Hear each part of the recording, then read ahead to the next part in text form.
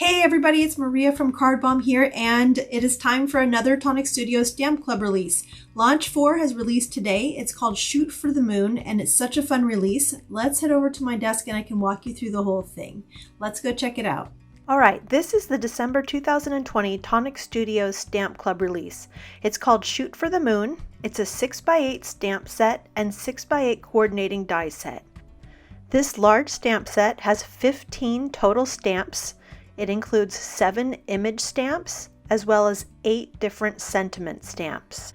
The sentiment stamps are done in a very beautiful font and include sentiments that can be used for both the front and insides of your cards. Many of these stamps coordinate directly with the dies, including the full moon, half moon, and mountain range. This large die set includes 11 total dies. 2 of these dies are unique metal embossing plates, which do not cut but allow you the choice of embossing your full and half moons if you want to.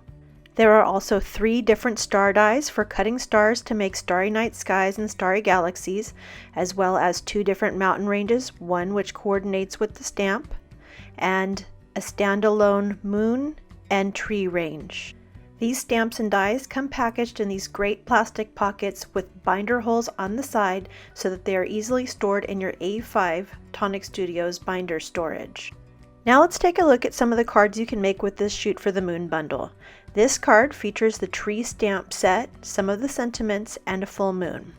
This next card features a full moon, but this one is ink blended and uses the trees in silhouette.